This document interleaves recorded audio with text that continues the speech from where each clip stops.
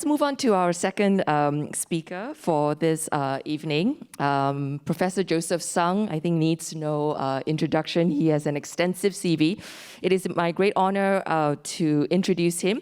He's currently the Distinguished University Professor, Senior Vice President and Dean of Lee Kong Chian School of Medicine at Nanyang Technological University in Singapore. He's also Emeritus Professor in Medicine of CUHK.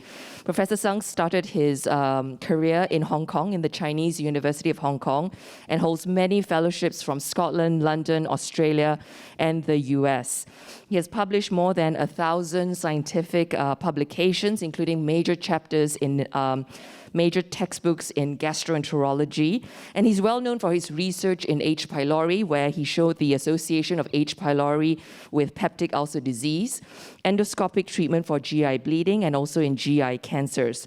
Today, he will share with us the strategies to improve outcomes in GI cancers. Professor Sung. Thank you very much, ladies and gentlemen. Thank you for this opportunity to speak in a prestigious conference like this.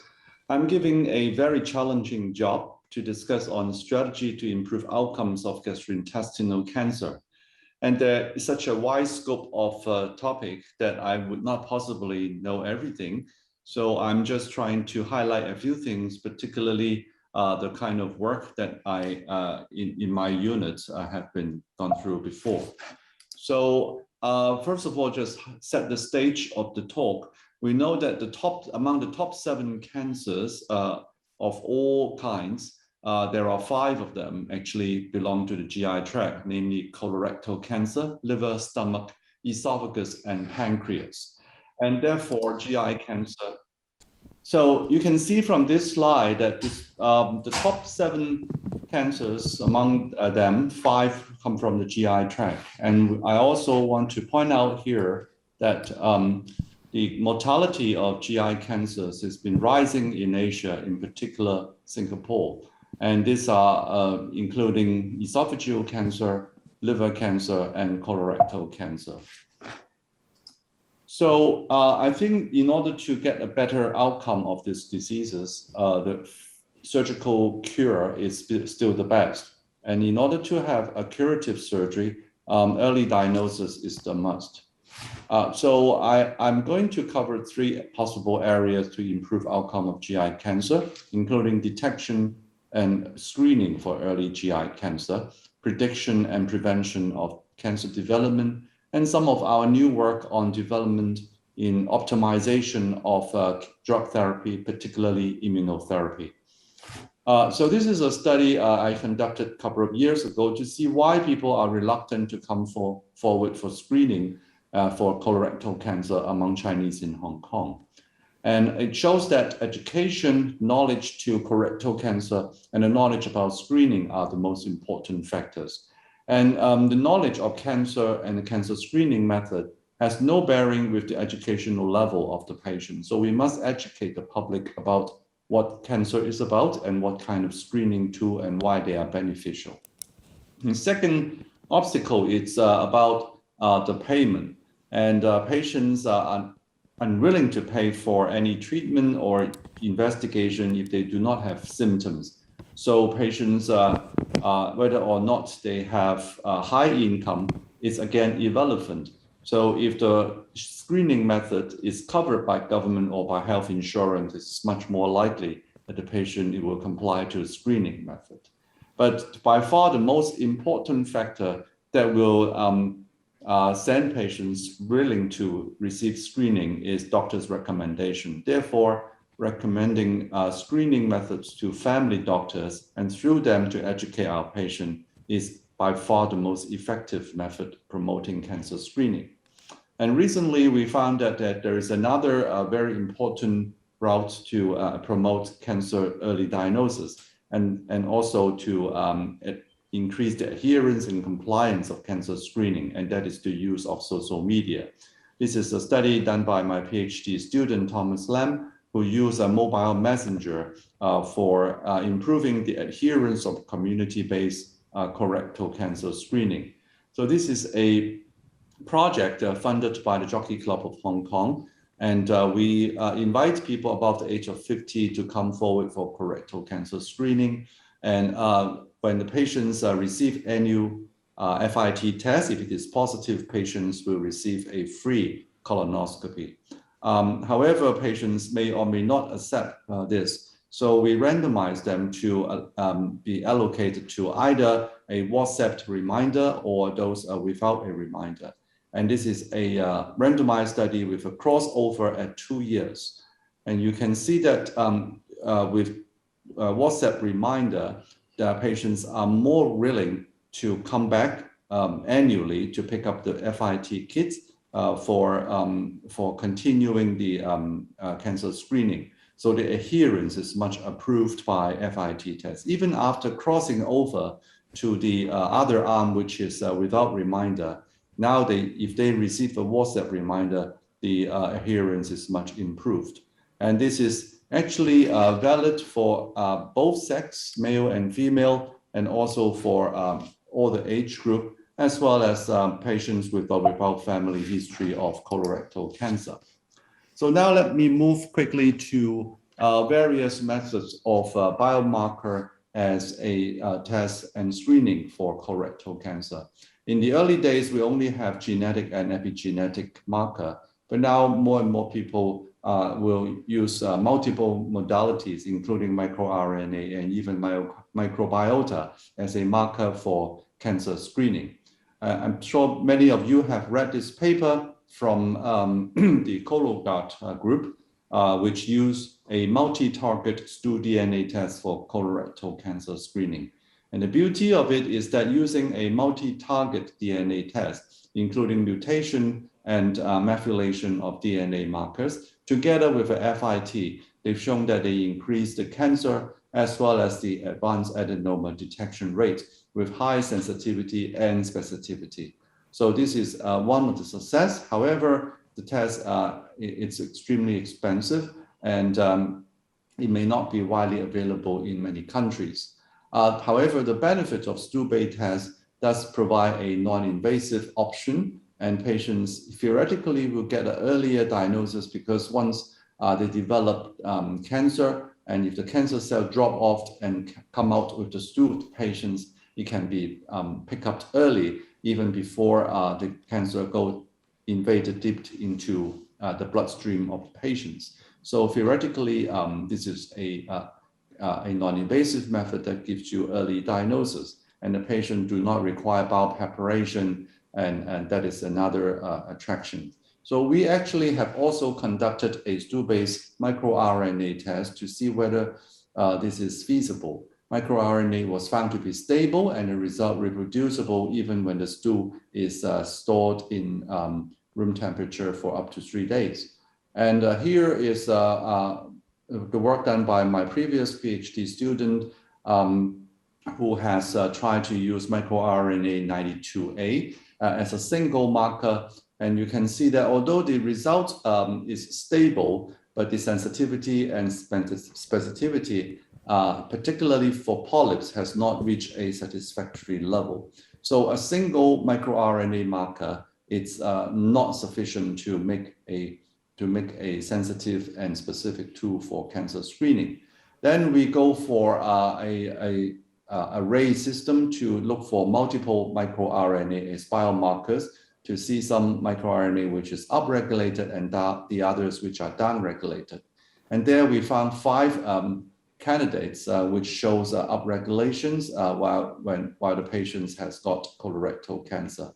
But any single one of them, even the best one, microRNA 135b, has not been shown to be sensitive by itself, sensitive enough for colorectal cancer and adenoma itself. So there is still room for improvement using single microRNA detection.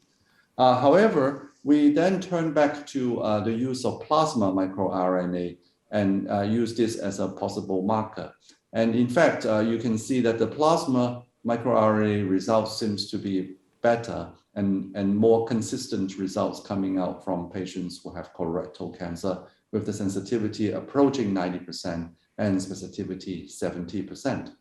And not just for colorectal cancer, among the audience, Professor Jimmy So and Kei Guan You's group has also recently published this paper using a single blood test for gastric cancer screening, also using serum microRNA as a biomarker. And the results looks very promising with high sensitivity and specificity.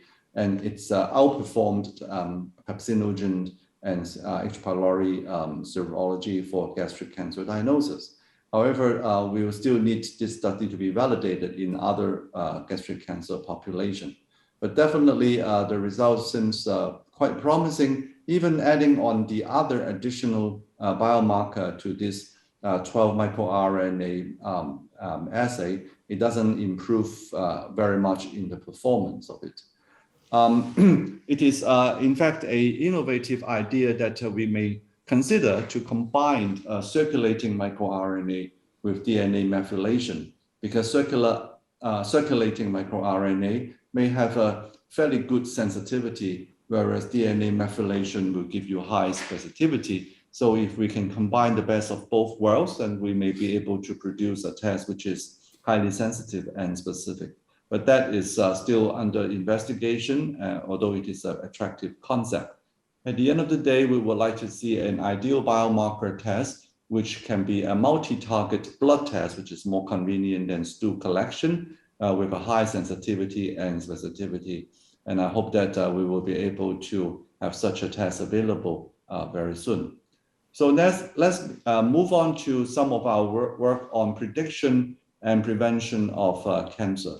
I only focus on one part of our work, and that is to see how the microbiome and drug can actually interact together in the prevention of GI cancer.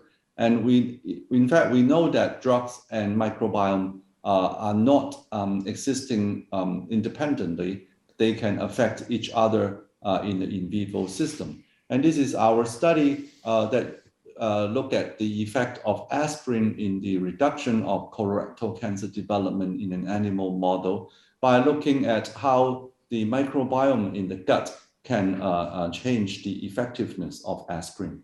By using the AOM mice model and the conventional transgenic APC mice, we can show that when aspirin is used alone or when antibiotic is used, there is a difference in the prevention of adenoma development in the mice model. That if we can remove the microbiome in the gut of the animal, the chemopreventive effect of aspirin seems to be enhanced. And this is also confirmed when we use the germ-free mice together with aspirin. And if we so-called conventionalize the mice, that is to give back normal microflora of the gut into the mice, then the aspirin effect will be attenuated. So somehow aspirin chemoprevention effect is hampered by the existence of a microbiome in the gut. So we look at the mechanism behind it, and we found that a bacteria, Lysine bacillus, actually has something to do with the effectiveness of aspirin. In the presence of this bacteria, aspirin is being metabolized, and hence its in vivo effect in reduction of COX-2 and also other mechanisms of cell proliferation has been reduced. Therefore, the aspirin chemoprevention effect is antagonized by the presence of this bacteria. Therefore, when we think about using drugs or diet for chemoprevention, we need to look into the microbiome effect because they do not act singly. But what I want to share in the next 10 or 15 minutes with you is our recent studies on how to optimize effects of drug therapy. And we know that from others' study that fecal microbiota transplantation may actually promote the response of immunotherapy, which are refractory in some of the melanoma patients. This is a study that used 10 patients receiving anti-PD-1 for therapy of metastatic melanoma. And you can see that out of the 10 cases, 2 patients show partial response and 1 patient show complete response after fecal microbiota transplantation. So there's something that has been done by the microbiome after the use of FMT. And here's another study using FMT to overcome the resistance to anti-PD-1 therapy for adenoma. 15 cases in this study, and 6 patients initially did not respond and become clinically responsive to the anti-PD-1. So what is the mechanism behind? Well, one of the mechanisms that has been studied is that the bifidobacterium actually produce a metabolite inosine, and inosine act on adenosine A2A receptor of T helper cell 1. And that will help to expand and activate the tumor-reactive lymphocytes and hence improve the efficacy of immunoblocker therapy for cancer. So the interaction of microbial based adjuvant therapy is a very hot and interesting topic. And people have already started to look at a group of microbiomes isolated that may be able to enhance the activation of T lymphocytes in the body and to use as an adjuvant therapy for immunotherapy for cancers. And this is an ongoing clinical trial using nivolumab, and we have not yet seen the final results. But we know that in the treatment of hepatocellular carcinoma, the use of immune checkpoint inhibitors has achieved a certain amount of success. Definitely better than the conventional chemotherapy, but it's only still work in about 1/3 of the patient. And even by combining immunotherapy with target therapy, the result has not been entirely satisfactory. About 30% of patients respond to a combination therapy. And there are 2 mechanisms that we believe that will hamper the effect of immunotherapy for HCC treatment.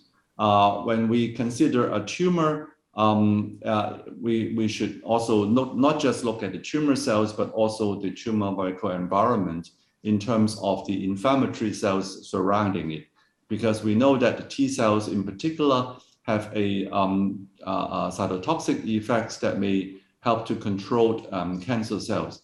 However, there are at least 2 mechanisms that these T cells are made irresponsive. One is that the T cells are excluded from entering the tumor itself. So tumor exclusion and dysfunction is one mechanism. And the other is that through the MDSC or myeloid-derived suppressor cells, sometimes the tumor T cells are being suppressed. So strong immunosuppression is the other mechanisms. So we have spent some time to look at how we can maximize the clinical benefit of immunotherapy by changing the microenvironment of the tumor. And this is the work done in Hong Kong that we start to use single-cell RNA sequencing to understand different types of tumor and different types of tumor cells within the same patients. And here you can see that within the same patient, before and after treatment, when we take a biopsy from the liver, we'll be able to sequence and characterize the tumor cells as well as the inflammatory cells surrounding it. And we have found that by combining certain types of treatment with immunotherapy, we will be able to achieve better results. So let me explain to you a bit more. Stephen Lam, who is oncologist in the Prince of Wales Hospital, has been participating in a phase 2 trial using Pembro as a single drug treatment for HPV-associated hepatocellular carcinoma. This is a single-arm, open-labeled cohort study, and using the drug. But before treatment and after treatment, we have the opportunity to take out some liver sample from the patient and study the tumor cells, as well as the inflammatory cells. And you can see in this single-cell RNA sequencing, we have been able to characterize and identify different types of tumor cells. And in this figure here, each color represents one single patient, and you can see that the tumor cells from this batch of patients are obviously quite different. And even within the same group of people, the responder and the non-responder or the partial responder have quite different types of tumor cells that once again confirm the heterogeneity of cells within the same tumor. So when we have the opportunity to get the cells from this patient and divide it between ICB responder versus non-responder and try to sequence the gene, we find that there are some genes which are highly expressed in a non-responder and some which are more actively expressed among responders. For example, the TRAF2 is a gene that is upregulated among a non-responder. But what we are more interested in is to look at another gene, which is a histone deacetylator called histone deacetylase 8, HDAC8. And this is a gene that we found when it is upregulated, the patient is responding poorly to immunoblocker. Therefore, there is a chance that if we can suppress or inhibit HDAC8, we'll be able to enhance the effect of immunotherapy. So this is the hypothesis that we try to inhibit HDAC8 and therefore to enhance the cytotoxic T lymphocyte and improve on the ICB efficacy. And we have done this on an animal mouse model by using this drug, either a single or in combination with anti-PD-1. And you can see that the red line and the blue line represents using the drug singly, and the yellow line represents a combination of HDAC8 inhibitor combined with anti-PD-L1 inhibitors. And you can see that the combination has achieved a much better effect in controlling the tumor that is induced in the mice. So what does this HDAC8 inhibitors do? Well, we actually found that if you give this drug, you will be able to promote infiltration of the cytotoxic T cells into the tumor. And that means in those patients who are not responding to the immunotherapy, it's really because the T cells cannot enter into the tumor for some reason. And this histone protein acetylase inhibition will promote T cell infiltration. So you can see that after using the drug, there is more immunofluorescence signals inside the tumor tissues, indicating that the cytotoxic T lymphocytes can now get into the tumor itself to exercise its cytotoxic activity. And that is one mechanism that we have found to be potentially useful, and that is to introduce the T cells into the tumor to help killing the tumor cells. Anti-tumor effect of HDAC8 inhibitors, therefore, is dependent on the adaptive immune response. You have to have the cytotoxic T cells, but if once they are activated and get into the tumor, we may be able to enhance the cytotoxic effect of immunotherapy. Therefore, combination of this drug will be able to achieve larger tumor eradication and long-term survival.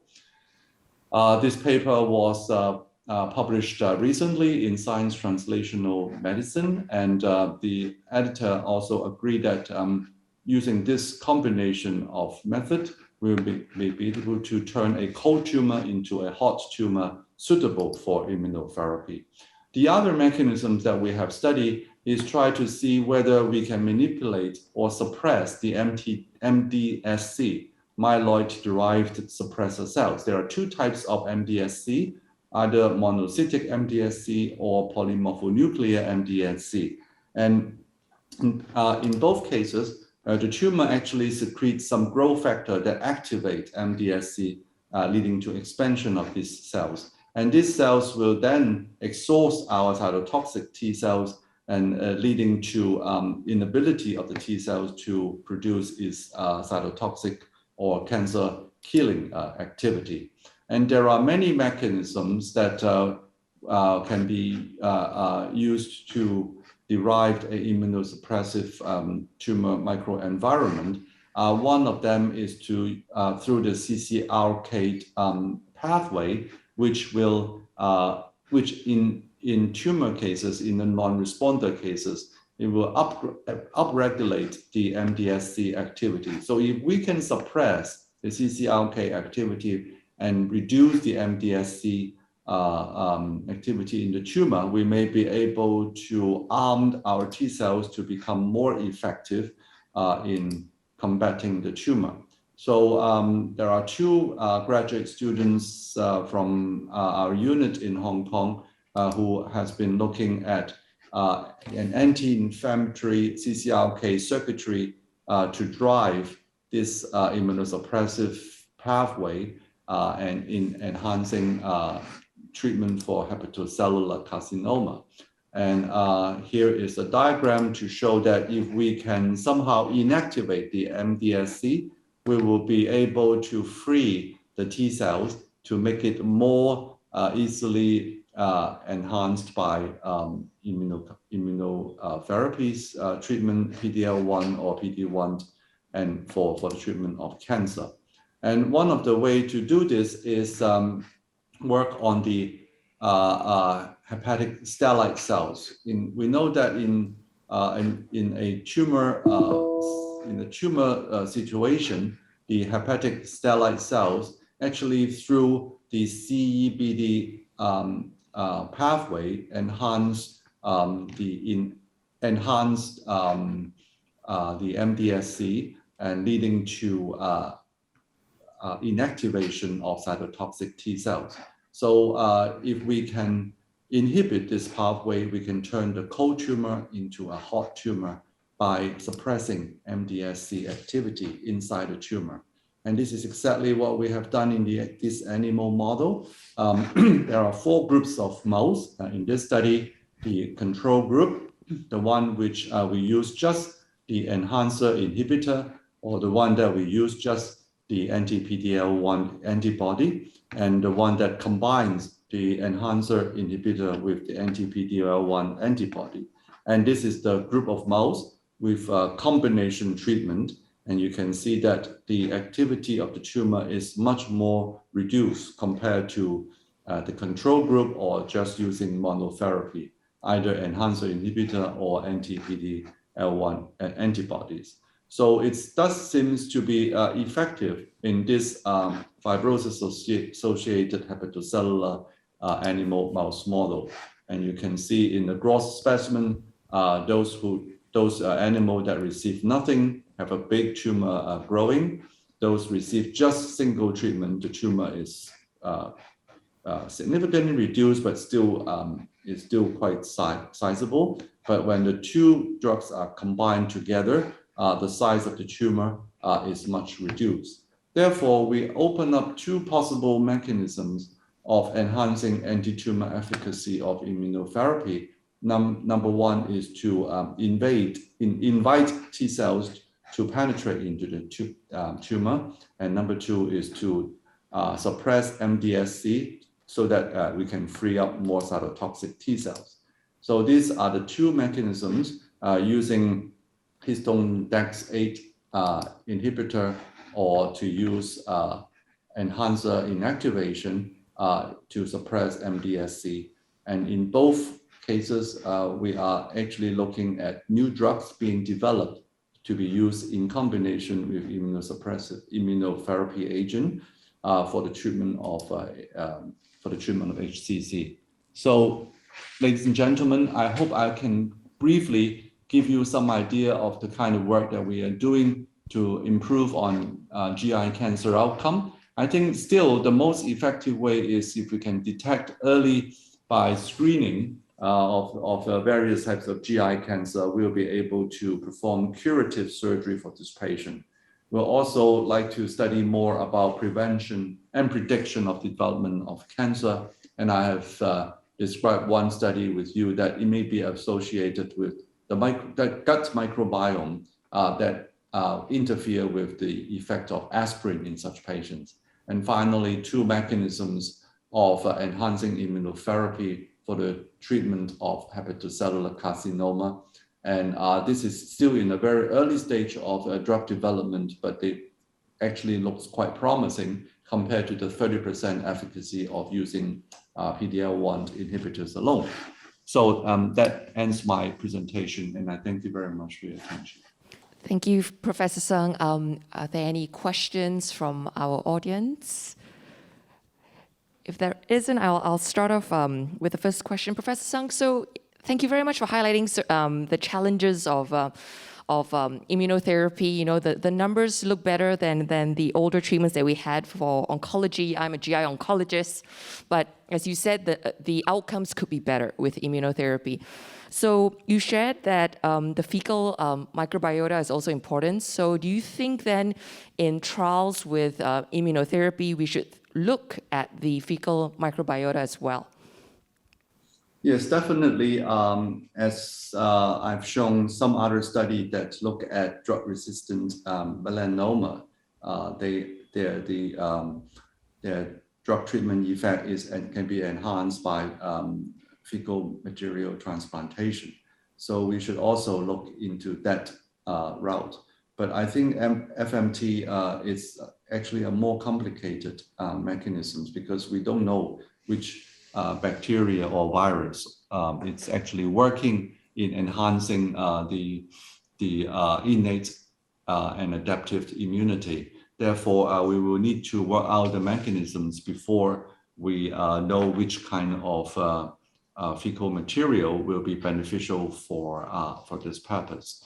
So, but definitely this is one possible way out in the future. Yeah. Maybe I'll follow up to that. You know, you were saying that cancer prevention is the way to go. We don't want people to develop cancer at all. So based on your study, perhaps we could have your insight on how to improve the uptake of screening in the population. You know, you've said education, make it cheap, have the doctors a little bit more involved, but still there are barriers to screening. So how can we try and overcome that? Yeah, I have pointed out three possible ways, three effective ways of improving the uptake of screening. Number one is education, not just educating the patient, but also the family doctors, because the family doctor have great influence on the behavior, the health-seeking behavior of the patient. And we also found that if patient has a family history of any kinds of GI cancer, they are more likely be willing to go for screening. And that is actually part of education because they know that somebody in their family died of this disease and they know that it can run in the family. So education is very important. And the second important thing to consider is the finance.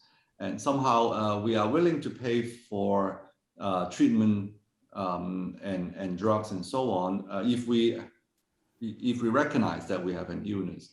But if you ask me to pay for a few $1,000s and do something that causes discomfort, a lot of people are unwilling to do it. And I think certain ethnic groups, including Chinese, are particularly unwilling to, do something out of nothing. And also there is avoidance behavior too. People may not want to know that they might develop cancer or is already developing early cancer. And this avoidance behavior, it's also a obstacle.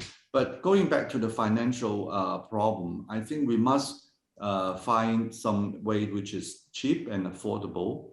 And hopefully the government will give funding support for a population-based screening program. Otherwise, based on opportunistic screening, patients need to go to clinics and pay out of their own pocket. The uptake rate is definitely lower. So to sort out the financial problem. And the third thing is, I think we can now use more and more. So the power of social media to enhance the uptake and to keep patients adhere to the screening program, because as you know, FIT cannot be done just for once. You have to go back once every year or 2 years. So reminding people with the social media tools will be one powerful way. Thank you very much, Professor Song.